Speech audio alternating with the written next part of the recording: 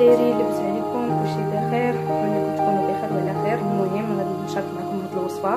هاد الوصفه كتحتاج معلقه ديال العسل الحر، معلقه ديال الخرقوم البلدي، معلقه ديال السكنجبير، وكاس ديال الحليب. كاس ديال الحليب ها هو فين درنا الحليب كيسخن حتى كيغلى الحليب ويطيب، عاد نزيد عليه معلقه ديال الخرقوم.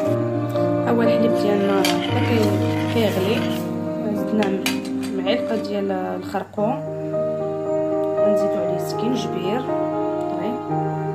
معلقه ديال السكنجبير، هذه دابا معلقه ديال السكنجبير، نمزجو مع بعض. والله الا هاد الوصفه زوينه مع السكنجبير والخرقوم والحليب، زوينه للكحه دابا مع هاد الرواح. كنتمنوا على جميع الشفاء ان شاء الله. نزيدو معلقه ديال العسل،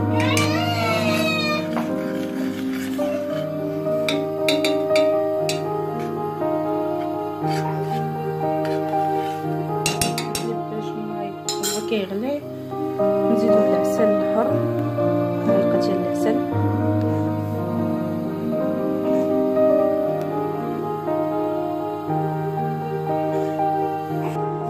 ها هي الوصفه ديالنا، ها هي وجدات. ها الكاس ديال الحليب بالخرقوم والسكنجبير والعسل المطرى.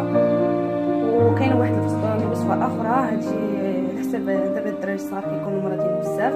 هذا الزيت البلديه كتسخنيها وكدير فيها مع شويه زيت، كدير معاها شويه العسل الحر، حتى هي زوينه. زيت البلديه راه معروفه اصلا مزيانه. وهذه هي الوصفه ديالي، نتمنىها تعجبكم ان شاء الله وبالشفاء العاجل ان شاء الله يا ربي. وان شاء الله نفيدكم بوصفات اخرين ان شاء الله. يلا مع السلامه. المهم البنات، على حسب الوصفه اللي درت البارح ديال الشعر وسولتوني عليها وقلتوا لي فينا هما الطريقه والمقادير، المهم داكشي اللي درت فيها. المهم درت شنو المكونات اللي فيها. فيها الريحان، فيها الزعتر، فيها زريعه الخردل، فيها الورد، فيها حبه الراس، فيها الثوم، فيها سكنجبير. هادو هما البنات المكونات اللي درت في هذيك الخلطه ديال البارح، وخلطتها بزيت العود، ودرت فيها معلقه ديال زيت الكوكو. المهم زيت الكوكو كيحيد الريحه ديال الثومه وصافي. كاين اللي ما كيبغيش ريحه الثومه. المهم هادو هما المقادير اللي درت البارح. ايوا سمحوا لي وشكرا لكم بزاف. هادشي اللي درت البارح في هذيك الوصفه. المهم راه حتى شي حاجه ما هما كلشي واضحين.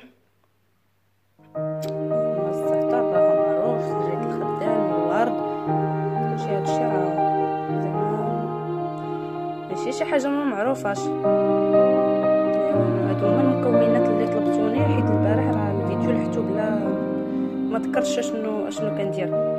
المهم راه غنلوحهم دابا مع هاد الفيديو اللي درت اليوم.